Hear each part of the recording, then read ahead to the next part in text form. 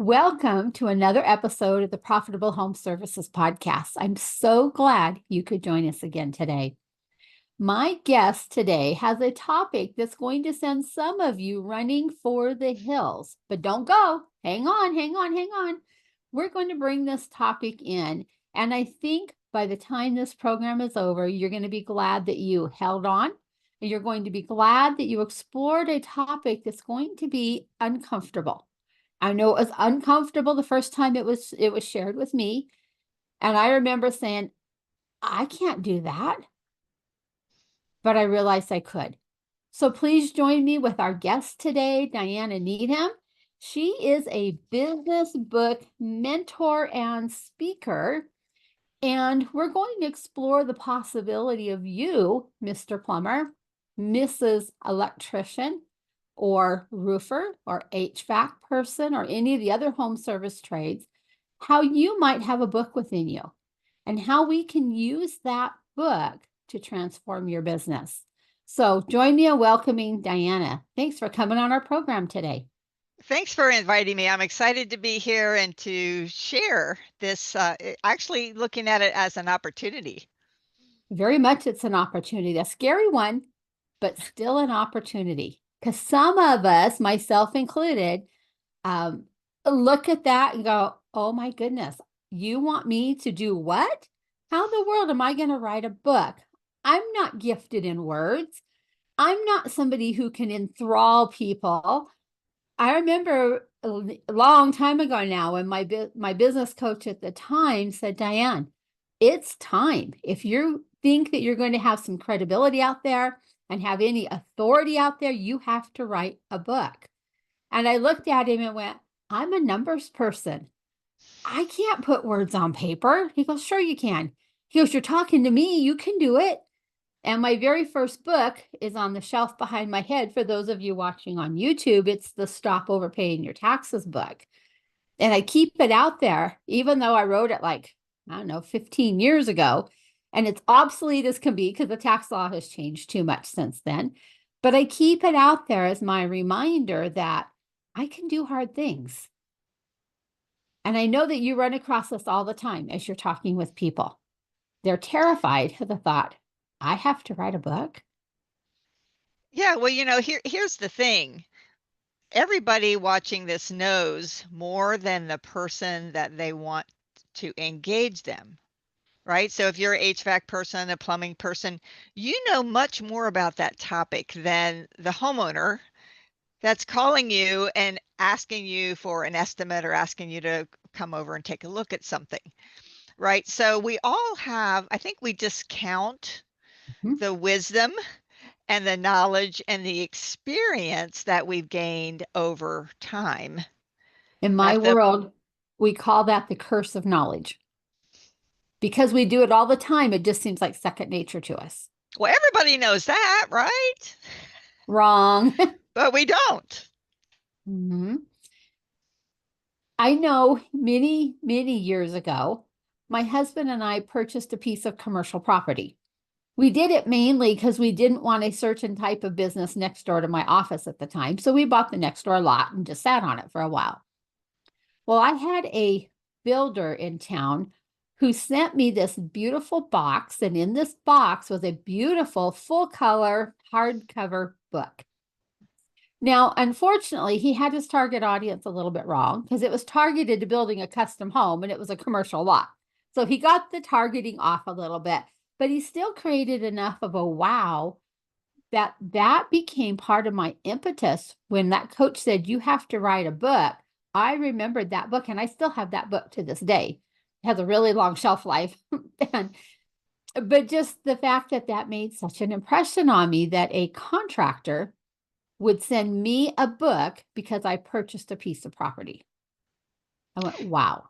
Yeah, and when you publish on Amazon, the cost per print copy is really low, a lot lower than people think. So, would you spend $4, $5 to get a lead? You bet. All of us. Every day, all day. All day long. Mm-hmm.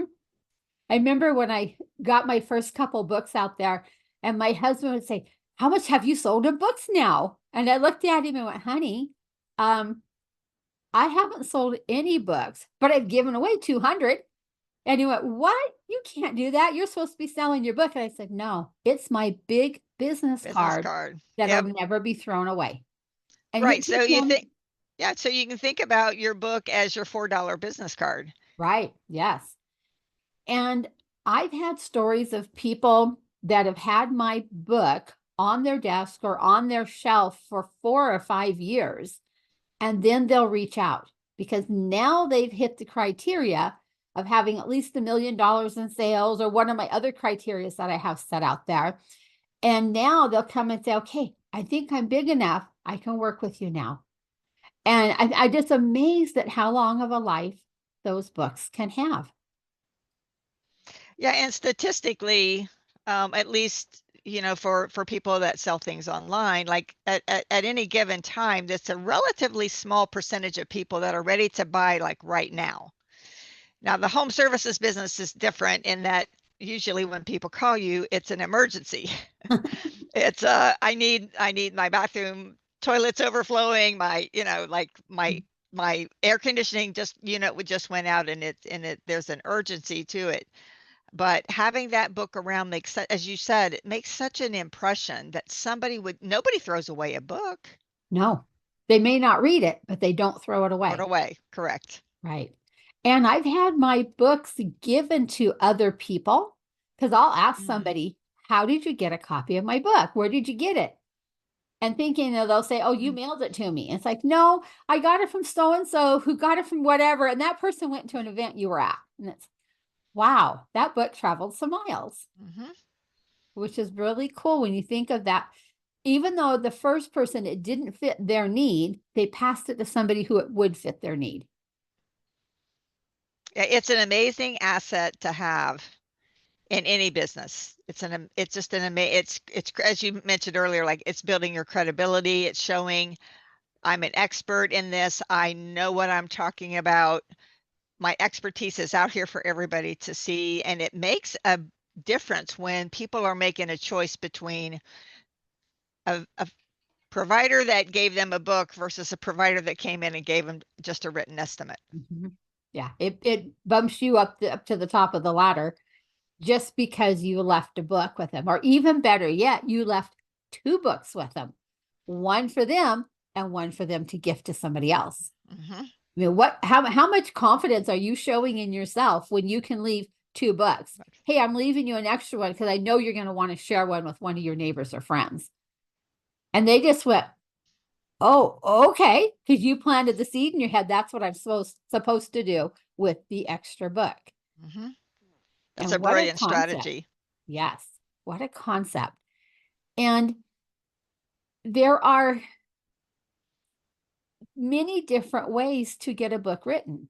And I'm sure you've encountered all kinds of ways that people use. So if you want to share some of those strategies. Sure, like, for a lot of people, sitting down and typing is just typing out is painful. Mhm. Right? It's not something that they do every day. They may feel like I'm just not a good writer. This is not that's not, and we have kind of this vision of our ninth grade English teacher, the one that Right put all here the on your the one that shoulder. put yeah, the one that put the red marks in. And so I think that one of the keys in my world is, making sure we've got a solid outline. Mhm. What is it when you think about the homeowner that's calling you for their, what information do they need to make you the company of choice? Mhm. What information do they need? So being clear about who is it I'm writing this for? Am I writing it for the high-end homeowner that's got the luxury home? Or am I writing it for a brand new somebody that's a brand new, this is their first home? Like who am I writing it for? What information do they need to have? And then once we've configured that out, we've got an outline. And I know that our viewers may not appreciate this yet, but the thing is, we've got all that information already. It's just sitting in our heads. It's in our heads. We spew Mhm. it out. We tell people, oh, that's, we'll do this. We'll connect this to that. Like this is however many hours at work. We carry it around in our head. So it's not as if you have to go do a bunch of research Right. and look up statistics, and you already have the information. So for the people that get a good outline, know what it is, what are the key points you want to communicate, and really important, what is your call to action, Mhm. right? After they read the book, what do you want them to do next? You want to make Well, sure all your contact information is everywhere. So there it's clear. You don't want to just fold up the book and move on. Like, what is the call to action at the end? So once you have your outline, some people find it easier to speak it out. Like, whatever chapter 1 is, here's what I want to say in chapter 1, and they speak it out and then have it transcribed. I've had some of my friends have played Q&A with each other. Mm-hmm. Even if we hop on a Zoom call or something, and we'll ask enough questions of the person that we can pull it out of their head. Mm-hmm. So if you've got a buddy who'll be willing to work this, we'll help each other write our books, and you can ask questions of each other. And as long as you get it recorded, there's so many programs today that you can get a transcription from it, Right. which can then get turned into better sentence structures and things like that, which that's another topic. But Yeah. there are so many ways. You no longer have to sit down with pencil and paper and a pad type of thing and write and scribble and erase. And, there's so many easy ways to get a book written now with the ease of technology, with helping us get those words transcribed and to clean them up and to things like that. There's things Yeah, that and we can do. yeah, and make sure it flows well, and that one chapter flows well into the next chapter and all that. Here's the other misconception that a lot of clients that I work with have is they think they're writing War and Peace. And they're not.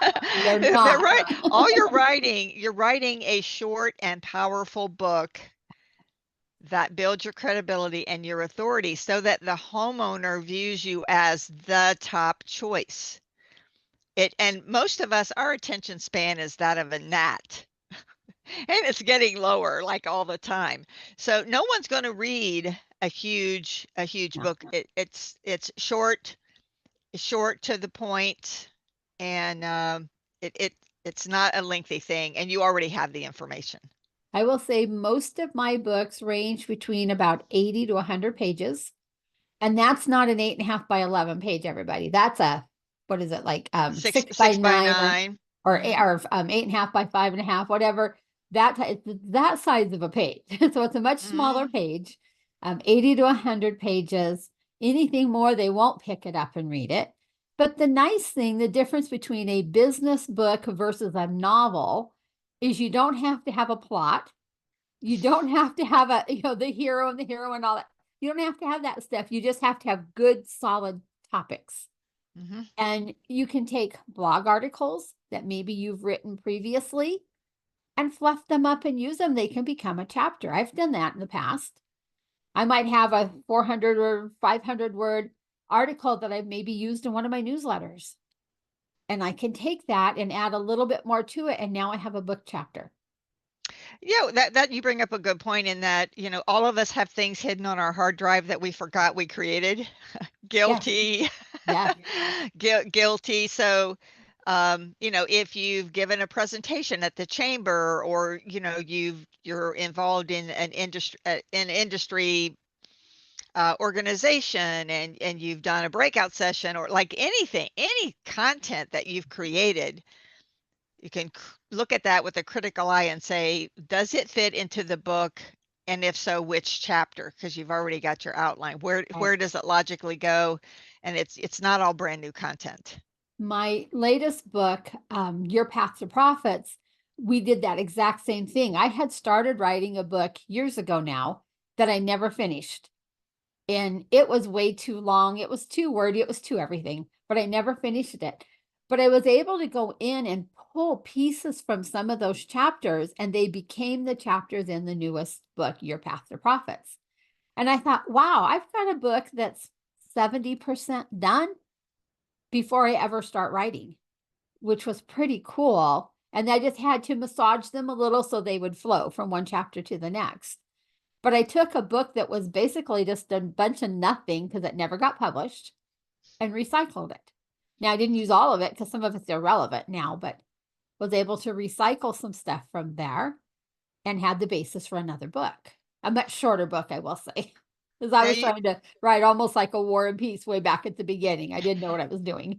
well, you said something that's really important too. And for those of us, those that are watching and thinking, I can't do that. I mean, where would I start? What would I write about?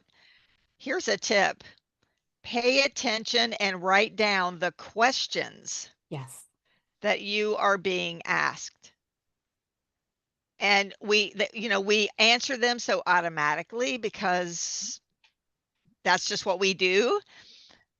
But the questions that you're being asked are a key to the information that should be in your book because your ideal clients are asking the same questions.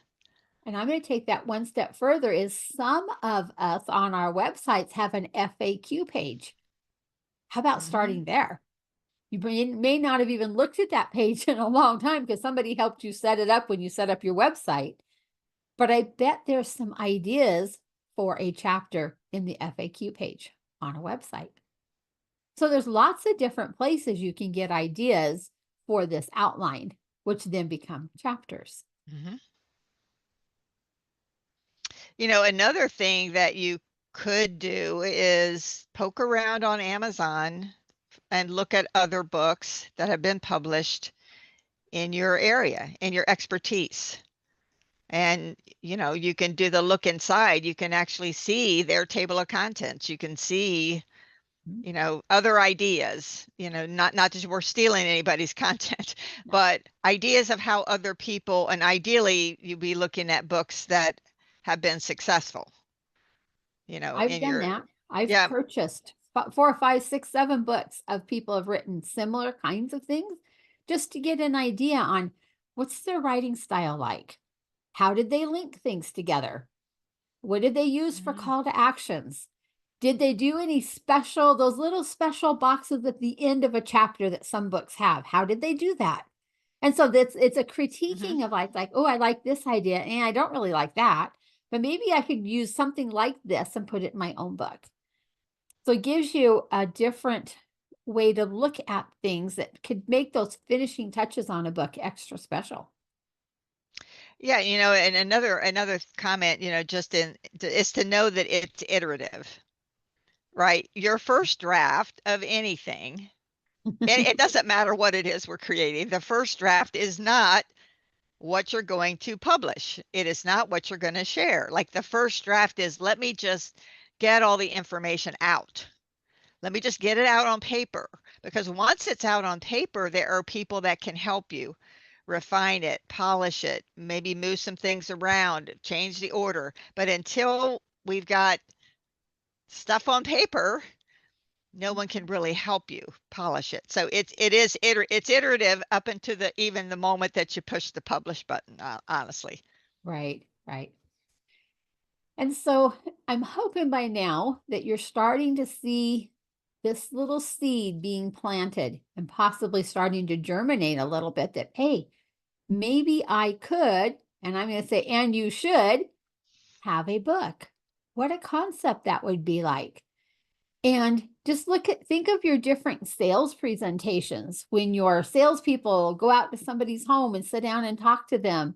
And oh, by the way, let me give you John's book, or let me give you Fred's book.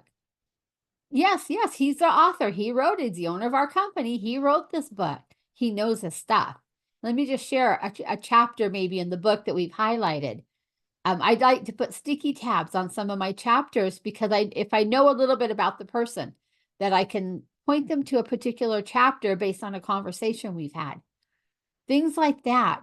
There's so much you can do, and that customer is just wowed when you leave, because not only did you do a great presentation like normal, but you left them with the book and you personalized it. I do sign the front of all my books before they go out. So you have a signed copy going out, and that bumps that perceived value up even more, and leaving that amazing first impression with them because you've left them a book. Now, we like to get fancy and have a pretty box that the book goes in, maybe some crinkly tissue paper and stuff wrapped around it, nice little sticker on top so they have to actually open it up. So they're opening like a present. So there's some fun things like that you can do to push that perceived value up even more. Instead of just, let me pull a book out of my back pocket and hand it to you. The nicely wrapped box, any of that type of stuff goes a long ways towards making that big wow type impression on somebody. And I would venture to say that if you had a book and the other 3 or 4 competitors in your town don't, you're going to get some buzz. I bet you there'll be some interviews, and Diana might have some input on that too. Some interviews that come along with the fact that you've got a book, and some other types of things that can start happening because you're now one of these rare people that is an author. Yeah, I know that the statistic is like over 90% of the population says they have a book in them, they have something to write, and literally under 5% actually do it. Get it done. So it's quite an accomplishment to be an author. And it does open doors to speaking. One of my clients, we're launching his book next week, and he's going to an industry conference actually this Thursday, and he's using that opportunity to let people know his book is coming and to enroll them in helping him get the word out about the book. And it's also opening speaking engagements for him inside of the regional association.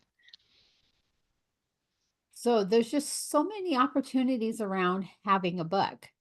And you may say, wait a minute, I don't do speaking in front of people. That's okay. You don't have to. But your book can still open doors for you. It can even help open the doors to some sort of a referral network or something along those lines. Diana and I were talking about that before we hit record on the show. So I'll let her go ahead and add some on that area. Well, for most of us, having referrals is really important, right? Because the person that's referred to us is a warm lead, like you've been vetted. Somebody gave somebody else your name and your information. What if you leveraged the book? If you just sat down and said, who are the other business owners that service the homeowner the homeowners that I serve? Who are the other people that actually serve them and do something different than I do? Like if I'm an HVAC person, who is, the plumber, who is the who is the remodeling person, like who are the other people? And you leveraged your book as a gift to those referral partners so that they're wowed, right? You wrote a book, they get a better sense of this person really knows their stuff. And there's you kind of fast track through that know, like, and trust path so that you more quickly become the person that they refer. Does that make sense? That makes total sense. And can you imagine the doors that could be opened by doing that? So let's say you're the HVAC company and you've now, I'm going to use the word loosely in a business sense, you've become friends with a roofer, with an electrician, with a home remodeler, with a landscaper, with a pool guy, with maybe a flooring company. I mean, you've got all these different people out there that could be representing you and sending people to you. That's free sales coming your direction because you've gifted them with not just one of your books, but several of your books. So they now are passing out your books and singing your praises as well. And now you're doing the same thing for them, only they don't have a book yet, unless they're listening to this episode as well. So many ways that a book can help blow up your business. and get you indoors that maybe you couldn't open those doors previously. It's amazing what being an author will do as far as getting a door to open. Maybe you'd like to be meeting with some sort of a financing company or something along those lines. And if you walk into the meeting and hand them one of your books up front, you just change the tone of that whole meeting because you came in with credibility and authority instead of I'm here for a loan or I'm here to set up an arrangement with you so you'll do financing on my jobs for me. We can change the trajectory of things by walking in with a book. Or for you brave souls, a couple of your books. Once you get the first one done, the second one's a lot faster and easier. It is. That Just first one was hard.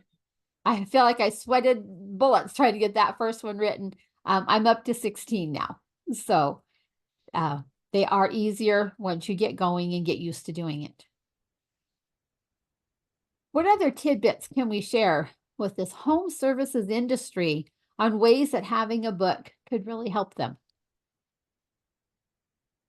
Well, we've talked about a whole lot of different ways. And I think like the referral idea that we just talked about is so highly valuable. And most of us don't even think about it.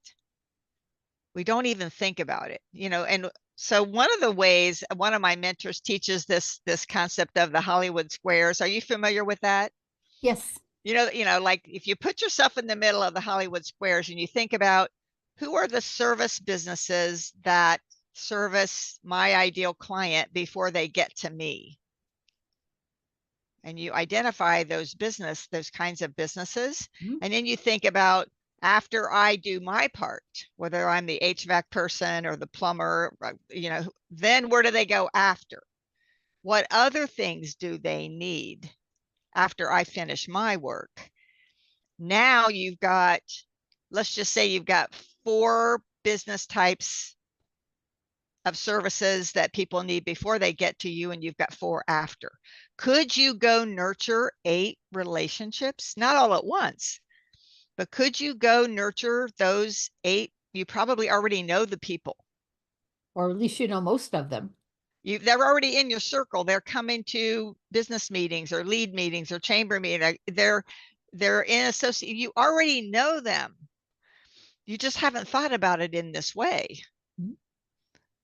So if you just put together a referral net, maybe it's just 2, right? Start with one. Start with one. Build to 2. Just think about the impact that could have on your business and your bottom line without you're doing a whole lot of work, a whole lot of advertising, a whole lot of knocking on doors, a whole lot of direct mail. Like if business just flowed to you naturally as a result of having those relationships and nurturing them, using the book to open the door for the conversation with them, and having it be reciprocal so that you're helping them too. Think of the difference that could make. That could be a huge difference, especially if you multiply that out year after year after year. How, what a residual amount that could be for a business. Yep, absolutely. Yeah, you get to be the middle person, that we call that the connector, and you start connecting people to your clients or to your customers. Yeah, it's an amazing concept. You're just full of these nuggets today, Diana. Well, it's all about leveraging the book as a marketing asset, as an asset to grow your business, not just a book for the sake of a book, having a book, but how do I leverage it to grow my business, to get more clients, to get more referrals? You just mentioned something about like arming my salespeople with this book as an asset that they can leave behind. Right. Yes. So how hard is it to put that book on Amazon so that it has some SEO teeth to it as well? Oh, and the setup on Amazon is relatively easy. It's something I do for clients all the time. Okay. It's important. You just mentioned SEO. It's important that your book description and all of the information about your book makes it findable. So when people are on Amazon and they're browsing looking for books, you're using the words that they're searching. you know, Okay. on Amazon to find your book. And that's something else that I do for clients, is about keywords, book description, that whole setup, and making sure that the book on Amazon has a very professional look and feel to it. It has all of the information. You can even put on your book description, you can even put testimonials from clients if you want. Wow. Very nice. So we Which can get, add more credibility, right? yes, we can get a lot of mileage out of a single book.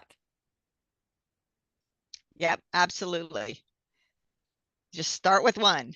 Start with one. And I know I've been bad lately, but there was a time when I always had a box of books in my car, always. And I have not done that for a little while, so I probably need to get back into that. But there was always a box of books in my car. And it didn't matter where I was going, I would leave a book with a little note on it or something along those lines. I'd leave a book. And I've left so many books over the years at different places. And sometimes it's not even in some place where I would think that my ideal customer might be there, but knowing that the person who picked up that book will more than likely pass it to somebody who could use it because they won't throw it away. It's really hard to throw away a book. Easy to throw away a business card. Hard to throw away a book. So much value in a book. And we're just touching the surface, because there's a lot that you can pull out of your book in the way of social media posts. If you've got somebody who's doing some of that marketing for you, they can dig into your chapters and pull little sound bites and stuff from it. And now you've got social media posts. I mean, they can do all kinds of stuff once we have the basic book ready to go. Yep. I know for us, we're always giving away free chapters of my book as well as free books. We give them away in PDF copy. We give them away in hardback copy. We don't care. We just want to get books in the hands of people.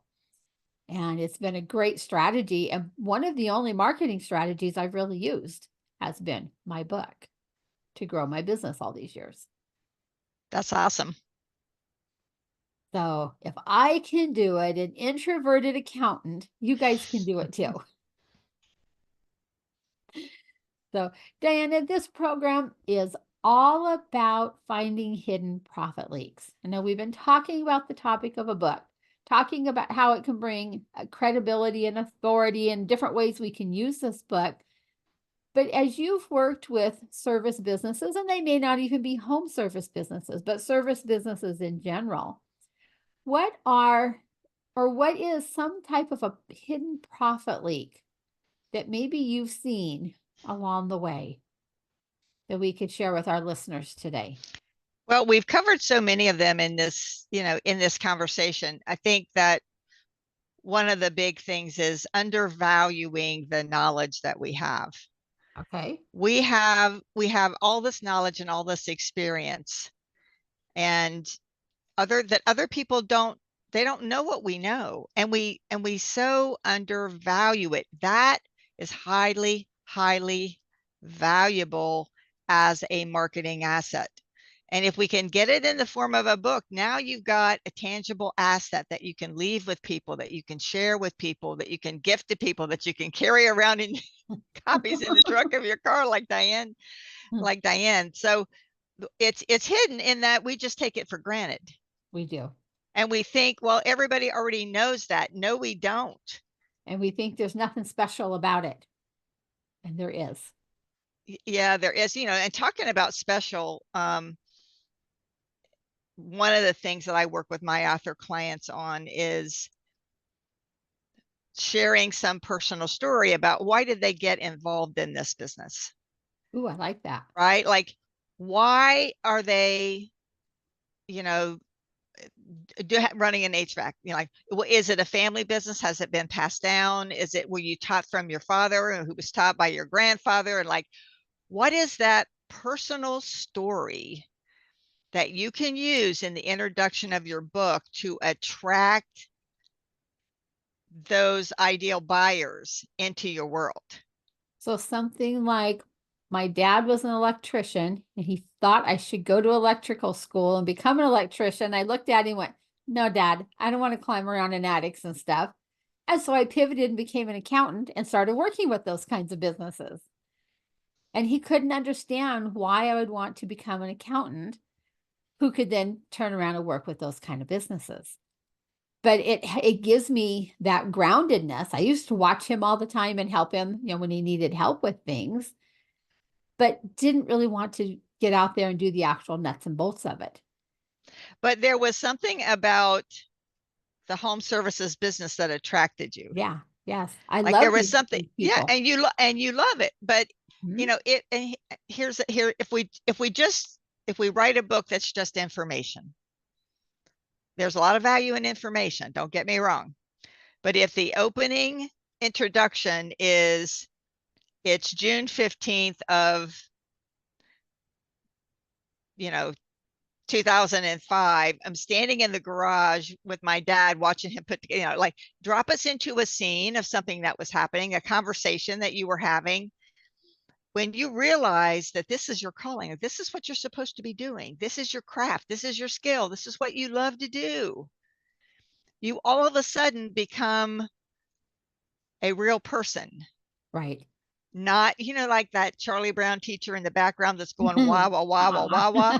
That's what happens if all we do is regurgitate information. Get them to connect with you as a person. Why are you doing this? Why is this so important? How did you get started? And that, like what I call that, like the heart story. When you Mhm. use that in the opening, you want them to lean in and go, this is really going to be good because this person knows what they're talking about. I love that. I have not done that in the front of my books. I've done other stuff, but I've never shared how I ended up in working with home service businesses. And somebody that's considering working with you would value knowing what is behind the fact that you love this is your whole business. This is what you do. This is, you Yes, love it. Why do you love it? And it all goes back to the relationship with your dad. it does. Yes. Yep. They're a special breed of people that I think it's amazing that I get to work with them. And yeah, it's been a great journey so far. And I'm looking forward to many more years of getting to work with them, helping them find these hidden profit leaks in your businesses because they're hiding. They're not sitting out there with a neon sign with big bright letters going, find me, find me, find me. You have to go digging for these profit leaks. And then you have to go digging even deeper as how are we going to stop them? How are we going to plug it? And so that's the fun part. I think I like to put together puzzles because it's fun to find a leak in a business and then how are we going to plug it? Mm-hmm. What are we going to do? We have to have a plan to get this to stop. And it might take a while to work that plan. It doesn't happen overnight, but we'll eventually plug that profit leak and head on to another one. And watch these businesses begin to keep more of their cash, more of their profits, be able to hire better people, be able to provide more jobs across the country. Those are the things that make my day, is watching that. So I love thank that. you. Yeah, thank you, Diana, for joining us. This has been a different type of a topic than we've had before. Thank you, listeners, for hanging in there. Hopefully, we didn't scare you off with this topic of writing a book, becoming an author. I know you can do it because I've done it and I know you could do it too. I never ask anything of anybody that I haven't done myself. So I know you can do it. And once you've done the first one, the next one's much easier, planting the seed for a future book. Well, Diana, if people decided that, yes, I'm intrigued, I want to find out more about this, I need some help, I don't know how to go about this myself, how can they reach out and get a hold of you? Well, my website, and you can see that here on my screen, is businessbookpartners.com, businessbookpartners.com. And I work exclusively with small business owners, entrepreneurs, and business leaders who want to write a book to leverage as a marketing asset to grow their business. So you can reach me there.